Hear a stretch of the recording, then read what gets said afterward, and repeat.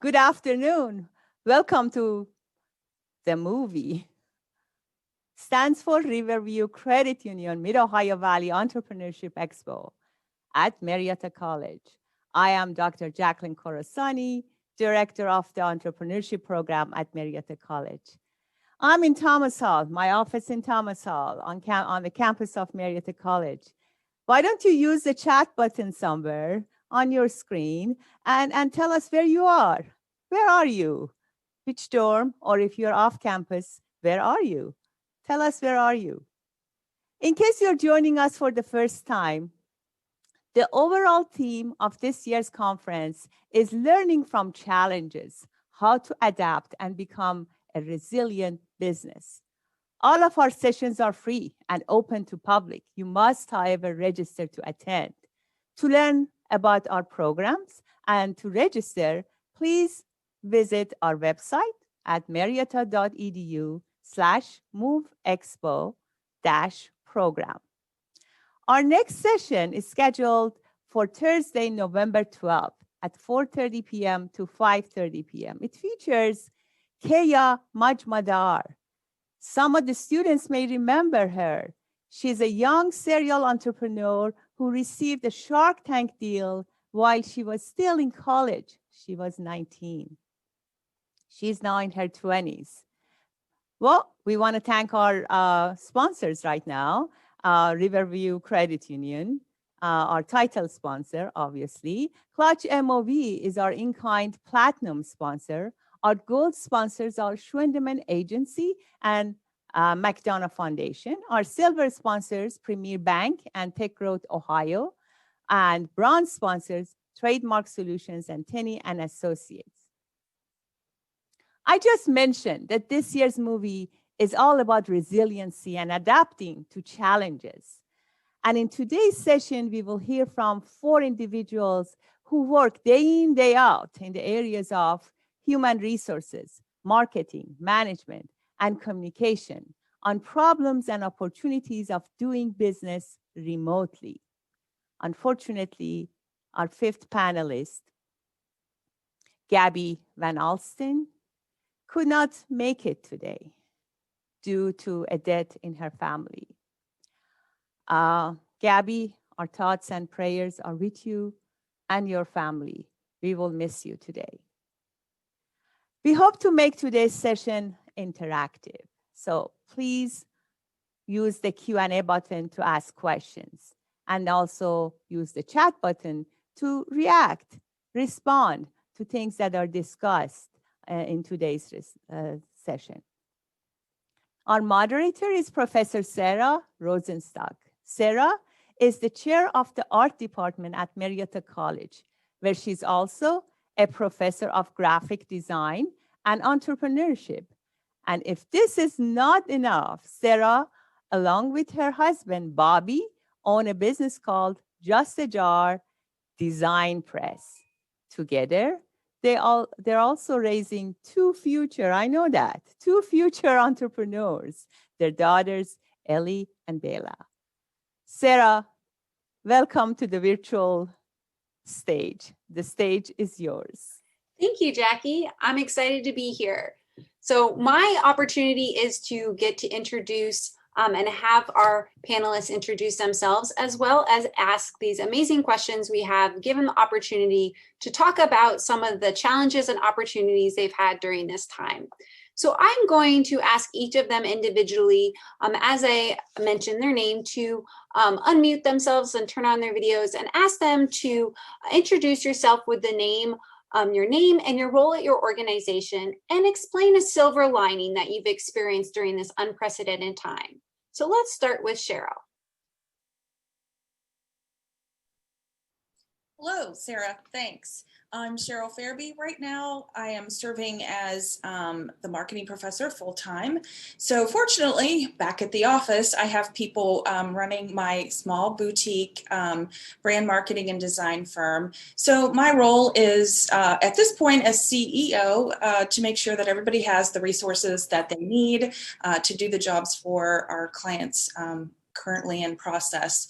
And interestingly, unlike a lot of businesses, we have found an uptick in our business right now. And so everybody's very busy. Great, thank you. Deborah?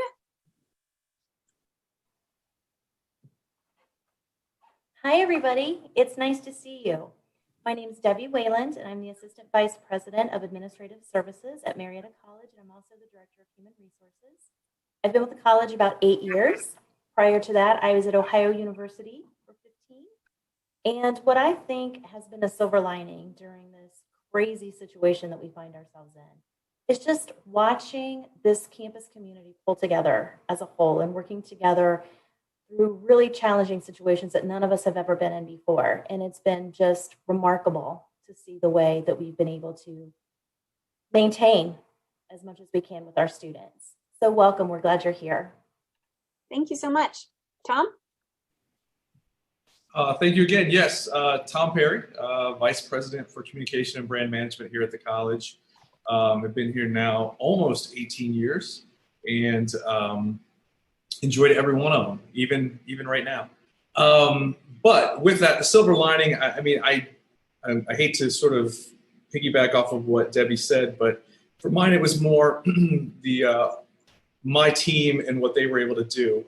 We collaborate a lot. We work together on so many projects together. And during this time, you just weren't able to be together anymore and be able to share a lot of the ideas. And when you have a creative team, you try to do those things. But watching them and being able to see how they responded as individuals during this time and really stepped up as the institution needed them and made a huge difference during since March.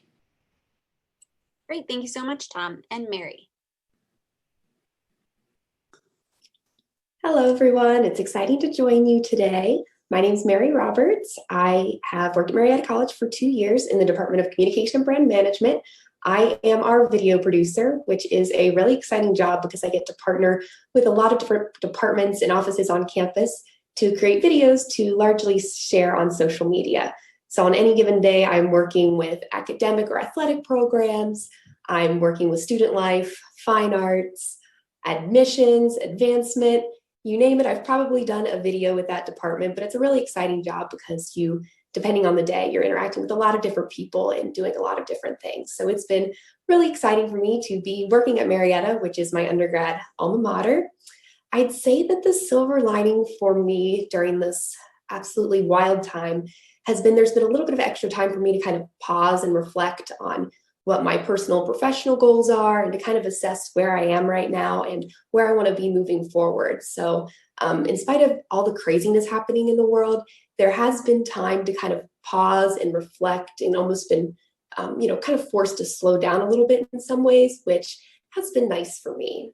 So I'm excited to be here today and share a little bit with you guys. Thank you so much, everybody, for sharing. So let's get started with the first question. I'm going to ask you, Cheryl, to start us off.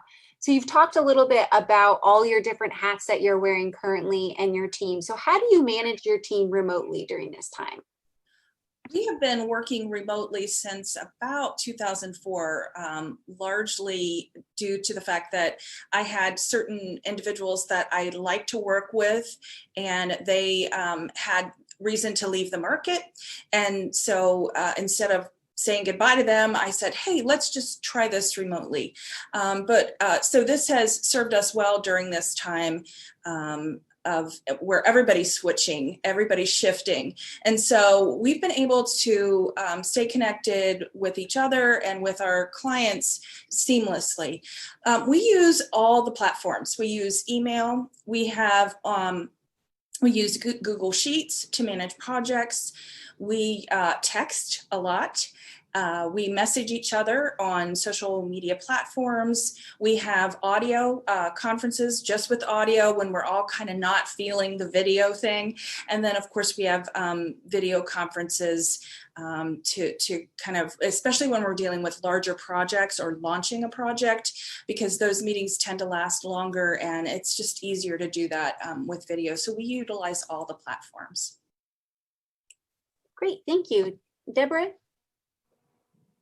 Hi, thanks, Sarah.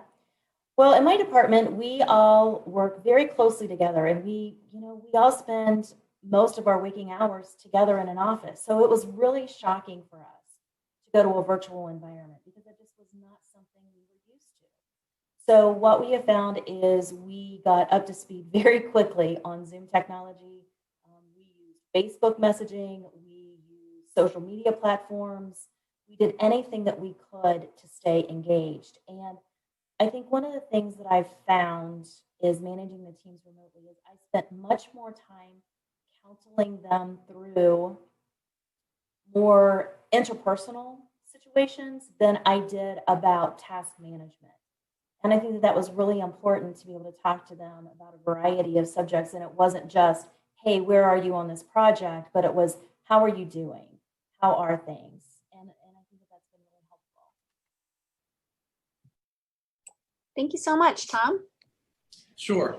Similar to Cheryl's experience, not that we have been virtual since 2004, but I have had the opportunity, much like she did, had an employee who was looking to leave, and instead of just like saying goodbye and moving on, it was a great employee that we didn't want to lose. So the person who runs our entire website is virtual. So it helped me sort of, from my perspective, to be able to transition when we did this. So he and I already had regular scheduled meetings that we did on Zoom. So Zoom wasn't brand new.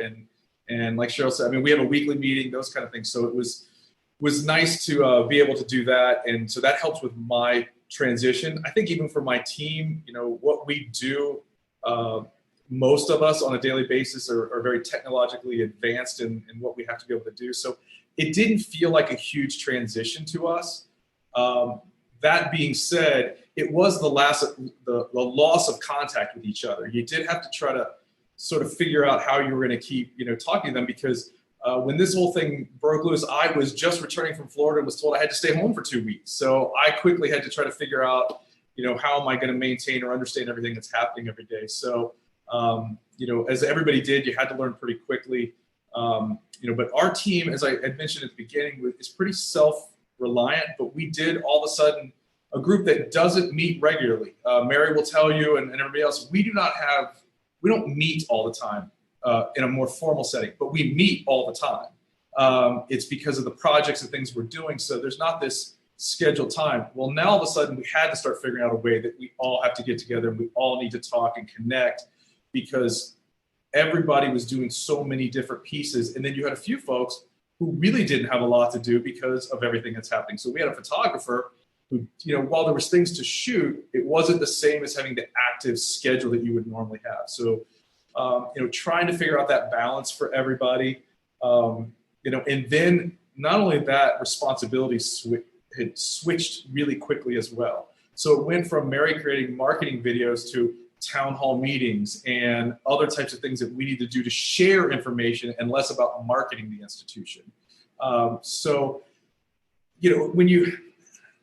From my perspective, it's just that ability to be able to transition quickly. I think all of us were able to do it, some much better than others, but at the end of the day, my team and what we were able to do, while you had to still manage everything that was happening, everybody has such specific goals every single day that it didn't seem like anything ever was lost. So from that perspective, I think it went really smooth. Thank you so much. Mary, what was it like for you to be working remotely as a team member? It was different for sure, especially like Tom said, we are constantly in the office connecting with each other, running back and forth between offices to ask questions and engage. So this was certainly a different situation for me when I moved my desktop computer home and was starting to work from my bedroom. But, I'm really thankful we ended up using the Microsoft Teams platform while we were remote, and that really helped connect us and get us all on the same page. So, I'll agree with Tom. It's, very interesting trying to find that balance, between work and your projects and your communication when you're used to doing it a different way. But it's possible, and I'm thankful for, how my team was able to work together and use Teams, I think, to facilitate a more frequent discussion on a digital platform. Thank you so much. So, Deborah, you mentioned about your interpersonal relationships with your team. How did you stay engaged with them when they were working remotely? So I also heard, I got some feedback that my mic is having some issues. Everybody can hear this better. I've moved closer, so I hope that that helps. Yes, that does help. Thank you so much. You're welcome. So there's clearly a difference between engagement and management. So to keep them engaged, I really spent a lot of time being very intentional and mindful about those conversations. I wanted to make sure that even though we had a lot going on, that I wasn't just shooting them emails and moving on and just berating them all the time with email. So I made time specifically to meet with each one of my team members individually. And we started off just talking about what's going on. Talk to me about your life. Talk to me about your family. How are you? How are you feeling? Getting through all of that. And sometimes we just meant talking about that. We didn't talk about what's going on work-wise. And I think it was really important that we did that to keep that engagement. So that's how it worked in the HR and administrative services side. Thank you so much. So Tom, how did you work with your team and try to be engaged with them? I mean, there's obviously going to be some similarities, but my team will tell you that I'm not the touchy-feely type and those kind of things. But during this time, especially very early on, probably that first month, even 2 months, I was calling them pretty regularly, whether it was just when they were home or whatever. And there was a lot of this, like, how are you doing? Is there anything we can do to help you? So there was that trying to make sure that it wasn't becoming overwhelming, because you can sense it more when you're in person. You can tell when things are not going well for someone someday, and you can't when you're not seeing them, and you can't tell what's going on. With everything else that's going on, normal life things still happen. So I made it a point to just keep calling everybody. If it wasn't every day, it was definitely every other day, just to check in. So maybe 3 got a call this day, 3 more got a call the next day. And it really was less about the work and more about just what's going on. Is there something I can do? And we did sort of have this unofficial, I'm not going to call it policy, but expectation that you really weren't supposed to travel. You weren't supposed to go anywhere. And I could tell that was getting a few people down. They were missing birthdays. They were starting to miss some of the holidays. So we did our best, I think not, and I need to say, I shouldn't be taking full credit for this. The team is really good. And G. Smith, who works in my office, is really good at this too. And she would step in and she would just tell me, I'm recognizing this, or I sense this. And so she would even talk to folks as well. So, it's that, I think, and I believe if you've done the job well for all the time leading up to it, while it may have been a huge transition and difficult, I felt like I knew the people who work for me, and I could tell when something wasn't quite right. And so you knew when you had to kind of step up. So I'll admit this. I mean, some people I felt really had been working really hard in those early days, just one of those stupid things, and Mary was one of those. I just bought them some cookies and had them mailed to their house just to say, thanks. I know things aren't the way we normally have them, but I want you to know I appreciate what you're doing. So I think you just try to find moments like that. And Mary would probably say I owe her more cookies now, but and I think some others would as well. But you just have to find the right time to sort of step in and remind them that we are thinking about them, we care about them, because it hasn't ended and we're still dealing with it, and it's still it's a grind every day for a lot of people. So that was to me the biggest challenge. But when you're trying to stay engaged with them, it's hard when you don't see them every day. We're fortunate now in my office and most of the college campus, we are all back. So we do, I can see them and we can see these things. So, that's sort of the way I approached it. Sarah, if I can add something too, I think something that was really important as a campus community, we also implemented this shout out model where anybody who wanted to just reach out and say, hey, somebody did a really good job. Thank you so much for doing this. It was almost like a poster on a wall that people could go out and see. And all of those just little kudos to different people. That was really uplifting for a lot of people. Thank you so much. So Mary, what was it like to be part of that team and trying to engage? Because part of it, Tom mentioned, you might have talked to Tom frequently, but what about the other team members too? Were you engaged with each other, or is it with certain people you were talking to frequently? I'm thankful to be working at Marietta College because I've had an amazing experience, and a lot of people who I feel like really, have been very encouraging during such a weird time. I know that, when this question first came up, one of the first things I thought about was the cookies that Tom sent me and the cookies that Mary Herb made me. The offer for someone to bring me Easter meal at my house in Marietta when they knew I wasn't celebrating Easter with my family in Columbus. So it's, it's really those little things I think that I've really appreciated working on this team, in my office and across campus as a whole. There's not that focus solely on just the task, but it's that task and the relationship and the whole experience that I've really valued and really appreciated. In terms of connecting with and just touching base with people in my office, the simple text message has really meant a lot. I have one coworker and, we'd exchange texts, every couple days, maybe at first related to a project and then kind of shifting into just a check-in, which has been, really nice. And, I've appreciated the phone calls as well. I know, especially when things were getting started, whether it was Tom or someone else, rather than asking immediately about the project, it was first, how are you? How are you doing? Is everything okay on your end? And I think it's, those little things on a day-to-day basis that have really added up and make, working during such a weird time so much more enjoyable. Thank you. Cheryl, it sounds like you've had a long period of experience of working with your team remotely. So how have you kept them engaged since you've had, this has been going on obviously beyond this year? Right. So we transitioned a great deal in our style of teamwork and communication because I unfortunately had employees who were negatively impacted by COVID. They were going through some very serious struggles as a result of the pandemic. And so it did, transition from projects and clients. And at first, what was interesting is at first, all of our clients kind of froze. So it was really a blessing because it gave us a moment to take care of each other, to take care of ourselves, and to just kind of be kind. We always are, but to really just elevate that level of personal communication. So rather than texting or messaging or email, it's nice to hear a voice. And so a lot more time on the phone was spent. And then fortunately we were able to help each other through this. And when things started picking up again, then we were able to resume, but there's still more voice and video check-ins than we had in the past. So it did change our style. Thank you. So Tom, we are all on the Zoom platform, so something we're all familiar at this point. I'm sure it's like a new verb we've introduced to the 2020 year to Zoom. It's a different use of that verb than it used to.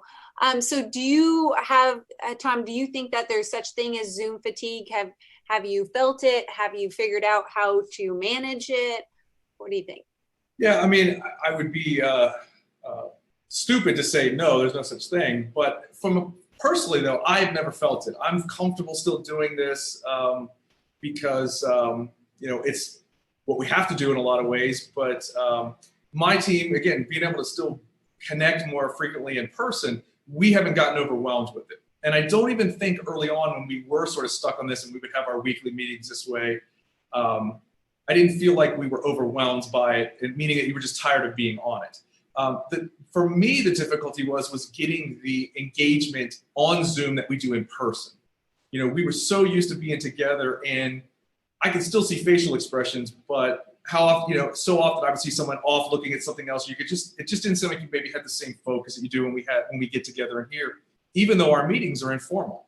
They are way more, the interaction is a truer interaction that I'm looking for of the team. And that's why I keep it that way, because those conversations are more valuable than any meeting I've ever been in. And so we just keep it that way. So yeah, I know there is, and if you had to do it all the time, I've watched, even in my own house with my spouse, and they're constantly, every meeting is like this, 4 or 5 a day, 6 a day, whatever it is. I think that would drive me crazy, and I think it would for most everybody else. But I think from this sort of perspective and how we're doing this type of thing, or whether it's a meeting, if you can keep it to the time frame that you set up, be very clear that it has to be in so you don't let things run over. It's so easy to let things slip over a time frame. If you can keep it focused, do the things you have to, and don't be afraid to end it short. I know my team will tell you, I would look at it and say, my goal is not to keep you here for the 1 hour that the meeting's scheduled. We just need to have these conversations. If we can get through them in 35 minutes, we're done. So I think if you can, I think you have to use a lot of the same skills and tactics that you would in an in-person meeting, but just realize that, I don't even know if they're listening to me, or I don't know what they're paying attention to. As long as we all have that trust and they know we're going to do it, I think you can have effective meetings even still today through these virtual meetings. Thank you. Mary, have you experienced Zoom fatigue, or have you figured out how to manage it if you have? I do feel like I am in front of my computer screen a lot, and more so now than ever. It definitely does have its pros and cons. So yeah, I'd say I'd probably experienced a little bit of Zoom fatigue, but honestly, I don't know that I've found the solution to it. But I mean, for me, being able to have the work-life balance between shutting off my devices at the end of the day and trying to go out and be active, on a run or just getting out and moving a little bit helps. I don't think there's any one solution to Zoom fatigue. I think you have to find what works for you and your day. But, trying to kind of shut down and be done with my device at the end of the day and do something active has helped me a little bit. Thank you. Cheryl, you kind of mentioned before when you were meeting with your colleagues that sometimes you just weren't feeling the video chat. So why don't you talk about if you've experienced it and how you've managed it with your team? I can kind of read the room virtually in the email and text back and forth, and just tell today's not a day for the video. Let's just connect quickly. Let's jump on the phone. And I always try to, ask that I don't just call my employees out of the blue. I give them a heads up. It's like, when can you talk? What's convenient for you? So yeah, there is fatigue. There's sometimes when you don't want to be in front of the camera. So I try to respect that. Try to, there's a lot of other ways to connect. So. Thank you. Deborah, do you have anything else to add to that? Have you experienced Zoom fatigue yourself? I think my colleagues have pretty much summed it up. I think everybody to some degree has some level of just kind of being over it and being done sometimes. But it's also, when we talk about silver linings, it's been really nice as far as you get to see a glimpse of somebody's personal life a little bit more, because maybe their kids would come in the room, or maybe their pet would jump into the scene or something. And that was actually kind of nice to get to see some of those other aspects of their life. I will agree with Debbie on that, because she complimented me on my sunroom at home when I was having to work from home. She liked the window. So yeah, I guess you're right. You do sort of see this glimpse in people's life that you didn't think you'd get. We certainly have met a lot of cats. There's something about being on a video chat that's just like, the cats can just smell it and they just want to be right here when you have that. So it's interesting how they just can sense it. And for students too, it happens all the time for me. So why don't we talk a little bit about, Tom, you kind of touched on how much what Mary was also working on and things that your office did when the quarantine started, the shift of marketing to communication. So why don't you speak about how you communicated with employees and even employees, and for you, students, parents, all this, and media during this crisis time? Yeah, I mean, I will start this. This will be the one I probably talk about the most, so I'll try to sum it up as best I can. Every time you, in a job like this, you know you're going to have to deal with a crisis at some point. You have to manage it, and your goal is to get to the other end of it, to end the news cycle, to end whatever it is you're trying to do. Get out the other end so your crisis is over.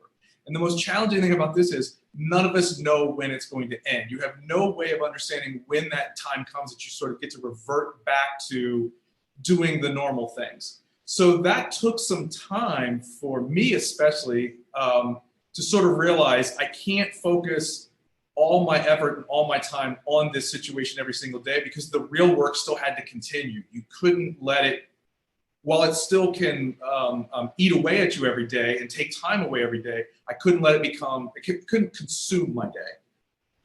So that was the first thing that I just sort of realized and eventually made that transition. From my perspective, and in those early meetings and early discussions about this and what we were going to do, as I said, I was in Florida, so I actually missed the first meeting about this and then started joining in the follow-ups on my phone.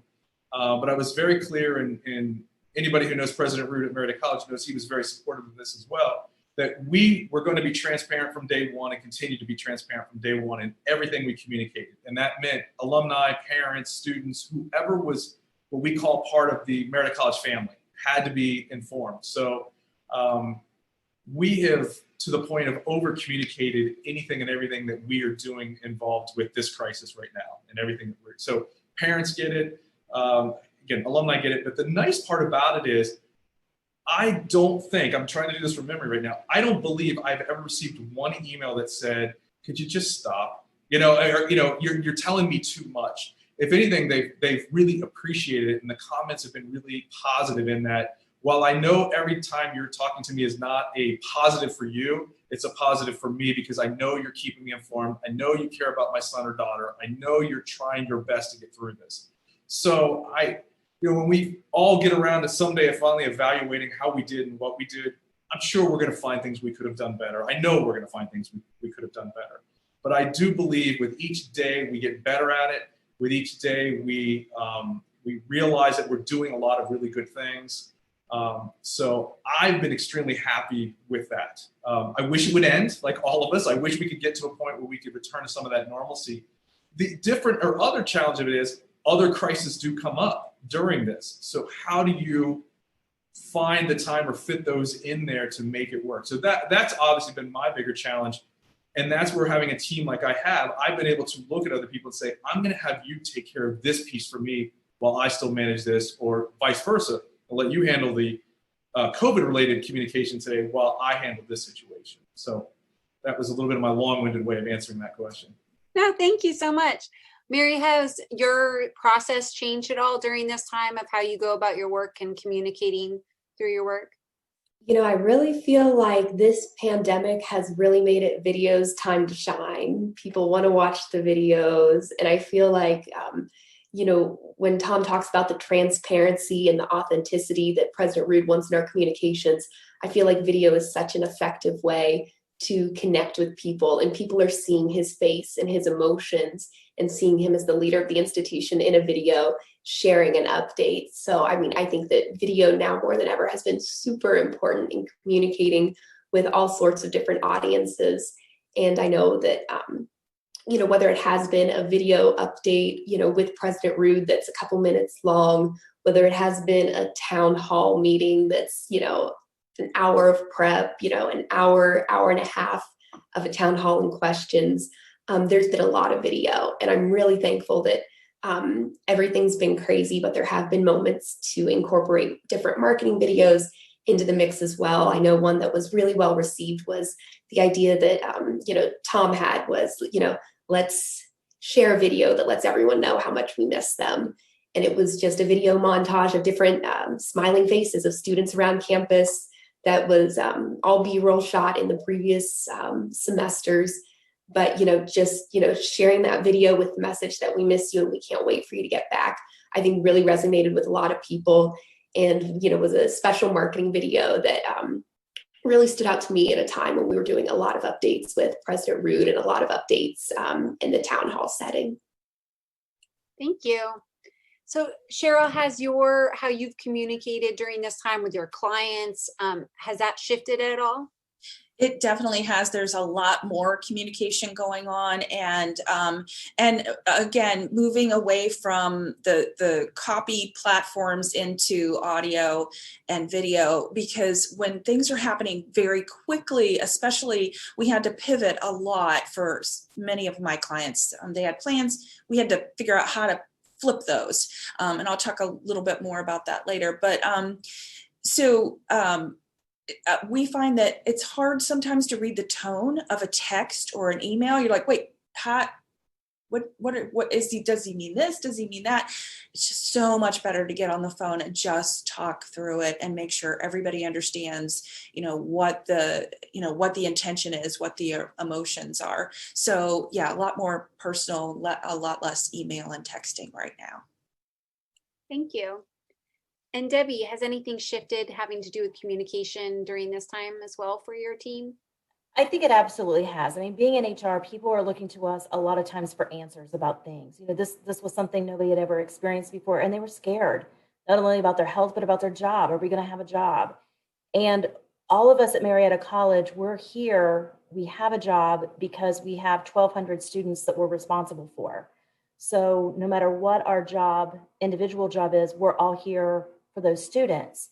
So trying to reassure people, it's going to be okay. We're going to be all right. We're putting plans in place to protect you, to protect your coworkers, to protect the students. And I think it was a definite shift in the way that we communicated with people, and also reminding people to, even though we may be very, very stressed, we're all feeling that. So to be more patient, more kind, more thoughtful in the way in which we respond. And the other thing we did is for my team, I'm like, we are going to be available 24/7, 365 if that's what it takes. I'm giving people my personal cell phone number and saying, call me. I don't care what time it is. I don't care what day it is. Call me if you have questions and we'll get them answered. So I think that was a shift altogether. Thank you so much. So let's start with you, Mary. I have a question specifically kind of touched on something you just mentioned about, it was kind of the video's time to shine. So how did you utilize social media and the video engagement for online branding during this time, since you couldn't be with people physically and see them? So that was kind of your outreach. So how did you work around that? Right. I mean, Sarah, communicating with video is like so special, so cool, so important, because you really make that connection with people. And like research shows that like when people see a face and that face is sharing a message with you, that people really engage with that so much more, as opposed to if they're reading an email or, seeing the message in a form that's not video. You see that face, you see the emotion, you see what's happening, and it really connects with people. And it also like reaches a very broad audience very quickly. Instantaneously, it connects people wherever they are, all sorts of different demographics, different people. So it's been really exciting to work on so much video during this time. And I think, for online branding specifically, I'll kind of jump back to actually what some of my Com 320 students know right now. So I think like Eli and Bailey, this is all the stuff you'll be familiar with. But when you're creating video for a marketing purpose, you want to remember the AEIOU rule. So back to the basics, your vowels, AEIOU. A is authentic video, and then entertaining video, intimate, and then offbeat and unusual. So when you're creating a video, you kind of want to have those elements in mind when you're working on it. And when you think about creating like an authentic or an intimate video, that's really where you're kind of sharing the story and giving your viewer a little bit of a sneak peek into something different. The offbeat and unusual element, that's where, you're making your video stand out. You're doing something distinct, you're doing something different, and you're doing something that people are going to want to watch. People want to watch entertaining content. And I think like research shows that like if a video pops up on your Facebook or your YouTube, people will give it about 2 or 3 seconds before they decide whether they're going to watch it or move on. So like you really have to make sure that you really pack a punch in those first couple seconds to really draw people in and engage people and make them watch. Which also is very important. Tom and I talk a lot about video length. And, sometimes you're going to interview someone and they have amazing sound and it's like 8, 10 minutes, 15 minutes of sound for that just raw interview.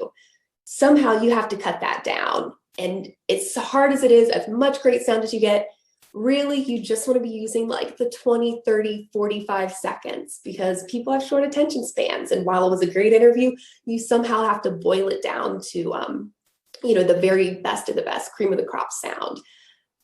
In terms of, coming up with different video ideas, I know that in my office, we're always seeking inspiration from other institutions of higher education. So, I follow a bunch of different schools, OAC schools, different liberal arts schools across the nation, and I kind of see what they're doing. And sometimes it'll give you an idea and you can draw some loose inspiration or find an idea and really, twist it and make it your own into something unique.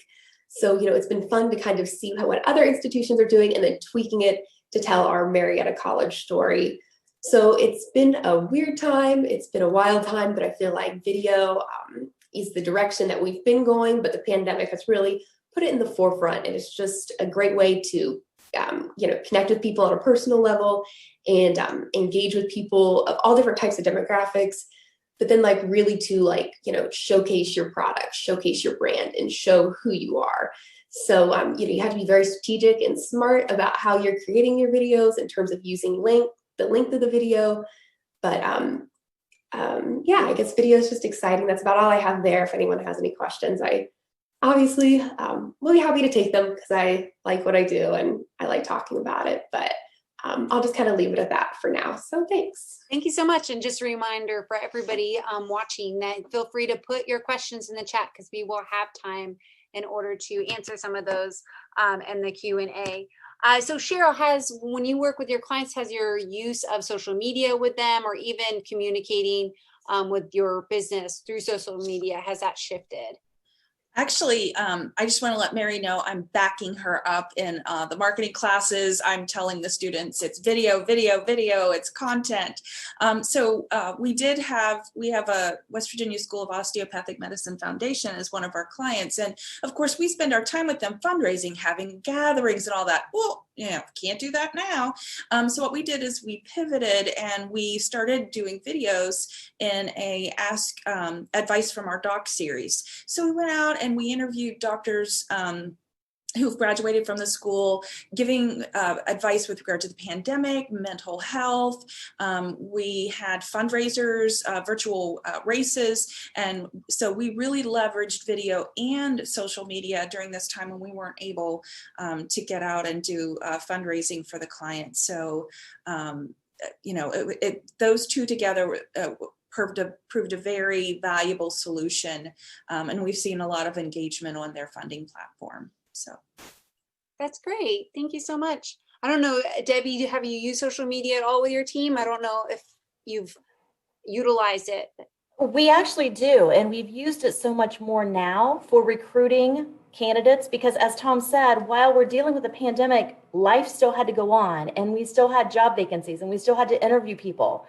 And while we're really familiar with using Zoom technologies to do interviews, how do you convince somebody who's not familiar with Marietta, Ohio, that this is a place that they think that they want to move to extend their career?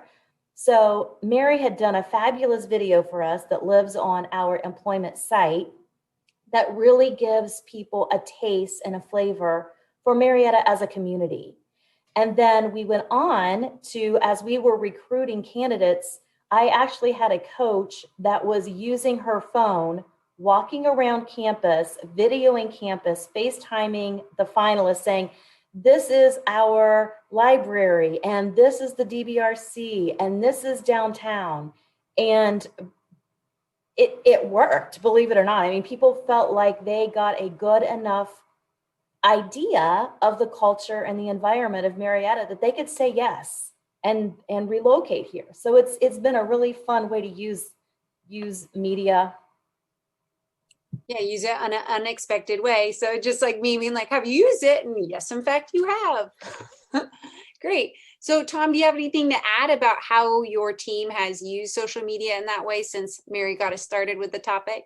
Yeah, I mean, everything Mary did for video purposes found its way to social media. That's a big piece of why we have that short time frame. But the other thing that we couldn't forget, and I'm going back to this theme a little bit, normal things still had to happen too. So we continued to use our social media in the ways that we were used to using it. But what the most important thing for me has been, and I know my team has heard me say this a couple times, we're doing things now because of what happened that we probably should have been doing anyways. And it just didn't hit us until this thing sort of forced us to make some of these decisions. And now we're like, okay, we did this because we couldn't have this in-person event, or we did this because spring athletes didn't get to have their season, so we did these sort of things for them. Why aren't we doing them anyways? Social media things that are just nice, congratulatory, or thanking people, or just really good content that we got really strong engagement on. And I'm like, don't think these were one-time things now. These now become part of our plan as moving forward. So, that's really the only thing I have to add is we recognize so many things that we are doing now that we should have been doing, but the pandemic sort of forced us to sort of figure it out. Thank you so much. So Cheryl, why don't you get us started with what are some of the new opportunities associated with doing business remotely? There's so many, but I want to kind of dovetail on what Tom just said. My students and I have been looking at, headlines in the Wall Street Journal this week, and all of the business leaders at the top levels are echoing exactly what he said, in that, this whole situation brought to their attention things that they needed to be doing anyway. So everybody from Wall Street to, Putnam Street realized that this has been a learning opportunity for business for sure. The great thing about working remotely, as Tom and I both said, we're not limited to the talent that we can recruit to work on certain projects. So I love that. I love the idea that I can hire the best person for the job, whether they're freelance or full-time, I can connect with them. The other thing I like is, our business scope isn't limited. We can serve clients on the West Coast, which we do, all the way, to Wisconsin, and then all the way back here to West Virginia. So it just really opens up a lot of opportunity in terms of employees as well as clients. Thank you. Debbie, have you found the additional opportunities that Cheryl talked about? We have, and chaos is the inventor of creativity, right? So in mid-March, when we all had to go home and work from home, and we were like, oh my goodness, we need so much help in so many different ways. And so what we did is we created a skills library electronically online, and we posted it on our webpage, on the internal page, not out for the public. But everybody went in and said, hey, we gave them metrics. These are the things I know how to do. I can do them really, really well, or I can do it if somebody trains me, or I know it well enough, I can teach it to somebody else. And we found skills that people had that we had absolutely no idea of. And that's actually in the very, very early days, we found people that were these beautiful seamstresses that started making masks at their house and sending them in for the people that did have to be here to work, because we didn't have the luxury to send everybody home. There was still people here that had to work. And we found people that are writers, and we found people that are photographers, and we found people that have all of these crazy skill sets that we had no idea. And quite frankly, if we weren't in this situation, we would never have thought to do that outside of your basic, we know what your job description is here. We know what you can do inside your job description, but we would never have looked outside of that to find these really unique skills that these people have. And it was really exciting to learn that. Thank you so much, Tom. Yeah, I don't have much more to add than what Cheryl said. The freelancers of the world, their work shut down there for a little while. So they were reaching out to us looking for opportunities, but also on our end, we weren't sending people out to do the same things. When I hired Mary 2 years ago, it was with the idea of doing a little more traveling than what we're doing right now, to go out and interview alumni and do videos with them. So now we are having to, as Cheryl said, find these people in other places that can sort of do this work for you. So it's not much different, but kind of the same concept. But it was a great time because freelancers were looking for work, and you could get maybe some breaks on costs at that point too, when you were trying to find them. Mary, do you have anything to add? I think everything's covered really well. Great, thank you. So Debbie, why don't you, you kind of touched on a little bit of things discovery that you found when recruiting and such. So how does one onboard new hires, or for those of you working with clients or people, how do you bring someone new into this virtual environment? So that is a really great question. And it's so important to get people engaged in the culture of your environment that you work in. And so we have a really robust onboarding program that we do face-to-face, or we had done face-to-face as new employees come in on their first day. And it was to teach them about the culture and the history of Marietta. So when we were no longer able to do that, we reimagined what that onboarding would look like. And we still delivered to them in a remote format, a virtual format, that taught them about the history of Marietta College, and taught them about the important alumni, and taught them about the buildings and why they're named what they're named. So, we don't know the results yet. We don't know how effective those particular engagement activities are going to be. We don't know what the effect of COVID is actually going to have on those experiences for another 6 to 8 months. We're back. We're very fortunate to be back together, and we're doing face-to-face onboarding again. But I think it was just that much more important from the time we made a hiring choice to be very engaged with that new candidate, because oftentimes, it's 2 or 3 weeks, sometimes a month before they come here. So we were encouraging the hiring manager, reach out to them, talk to them, reassure them. We were getting them email access right away so that they would feel a part of the community. So they would be seeing the messaging that Tom was sending out on a daily basis. So we really upped the ante as far as getting them feeling part of the Marietta family right away as quickly as possible. Thank you so much. Tom, do you have anything to add? Have you had any experience of trying to get anyone up and running during this time? No, not really get anybody up and running, but one thing, Debbie's team does a good job of saying out, or at least I'm on that list of knowing who's been hired. So in the past, I would sort of let it be a little less, I wasn't as proactive in like reaching out to them and the things that we would need from them as far as just getting them updated on the website and things like that. I tried to be just because I knew there was sort of this lapse of, I'm probably not going to see this person if I don't reach out to them. Where in the past, part of the onboarding, either myself or someone else in the office would get an opportunity to see them, have a few, get a chance to talk to them. So I just thought it was important that we make sure early on that they get an email from me just saying, hey, welcome. Here's some things, if you're interested in making sure these things happen, how to get your business cards. Just, they probably already knew it, but it was just a way for me to connect with them. Thank you. Mary, do you have anything to add? I think I'll pass. Nothing to add. Okay. What about you, Cheryl? Have you what have you done during this time for new hires or new customers in this virtual environment? Obviously, it's not, as you've talked about, that new to you since you've been doing it for so long. So what are some of your processes that you do? I have onboarded, actually, we had our first online session today with a new client.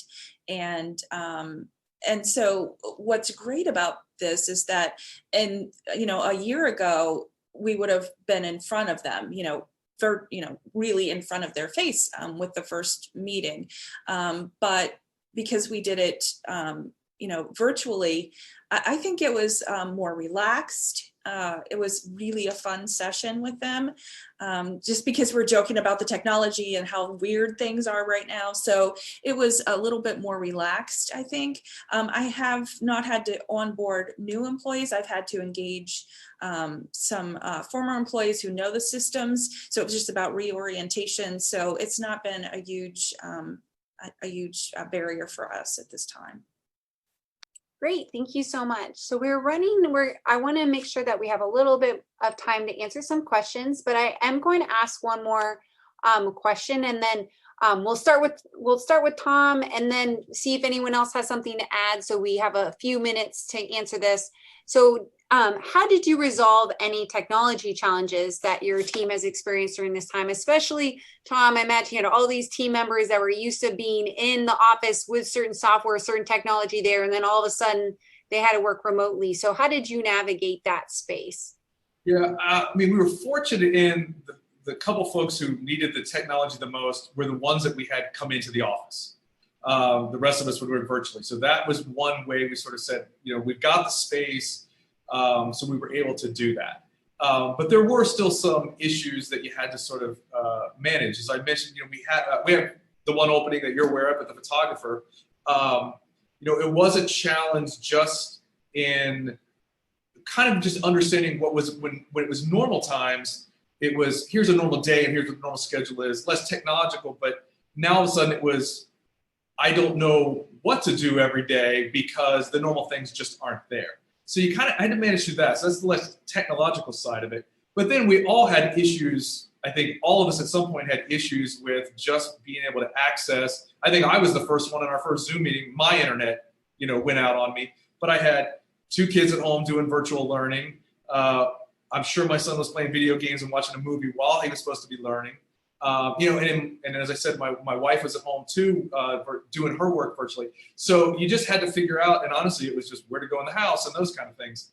But I've had some experience because I said with the one employee who has been virtual for a few years now, we have had to work through some technological issues on that end. Not really where he is. It was just the the way our systems work and all those kind of things. We're fortunate. Our IT department is extremely talented, a good group of people. They quickly resolve these issues. So less of it falls on us than it does on them. So I usually, to cheat here, I turn to them and say, can you help resolve this issue for us? And that's normally how I've handled it. Great, thank you. I'll swing back to this question. We have time. There are a few questions from attendees that I wanted to make sure we get. So Cheryl, one of the questions is that you said you actually were seeing an uptick during this pandemic. So could you explain what your clients are needing or how those needs are different from the normal? Right. So we have resorts, several resorts in our client portfolio. So as you can imagine, a lot of signage, keeping check-ins so that they understood kind of the expectations, updating websites, social media, just getting information out there to help them understand what that guest experience would be, and letting them know that the resorts were still open, that social distancing strategies were being put into place. So tons and tons of communication materials and signage. The same with our financial clients, lobbies closed. So then we had to make sure that on social media or websites that customers knew that they could still get a loan, they could still, pay their bills, making sure they remembered, hey, you have online banking, it's going to be okay. So just lots and lots of communication materials across all platforms were needed. Great, thank you. And there's actually one more question for you about, it says, remote is great for high cost cities to hire more cheaply than in other areas of the country. Has it produced any noticeable draw or competition for the talent you're going after, such as that expectations are raised among potential employees or freelancers? Ooh, that's interesting. Well, we've had the same employees forever, and a lot of the times the same freelancers. I do think it's given me more flexibility in terms of value with regard to my budgets.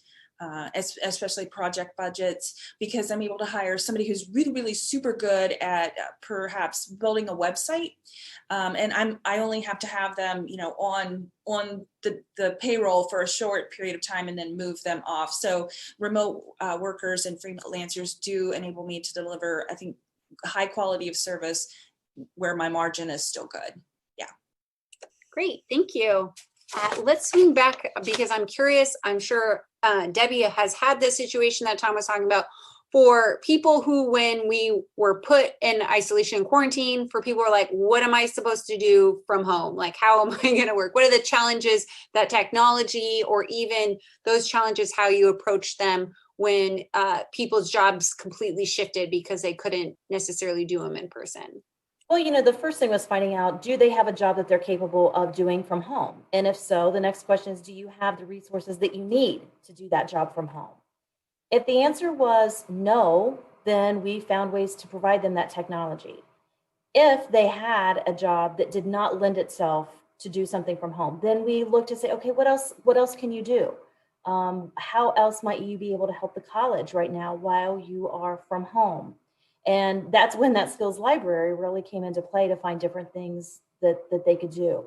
We had to reimagine a lot of people's jobs. One of the areas that reports to me is auxiliary services. So that's all the events that we have on campus. Well, as you can imagine, we aren't having events on campus, but it gave the director of that area a great opportunity that she's gone back through and looked through her files to be able to reach out to people that maybe they had an event here once and they didn't come back. So to reach out to say, hey, what can we do different? Would like to have your business, or to redo files and paperwork and things like that. So it was a great opportunity to just, I think Mary said earlier, step back, catch your breath and say, okay, what else can we do? What can we do different? Thank you so much, guys. That was great.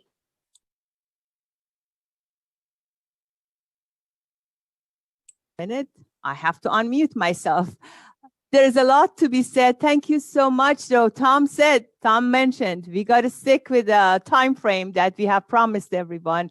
Everyone is really busy. Thank you so much to our panelists, and thank you so much to our attendees. Don't forget, we have one more session this semester, November 12th, a Shark Tank Award winner. See you all then and some of you sooner. Thank you all. Thank you, Sarah. Wonderful job, everyone. Thank you. Bye.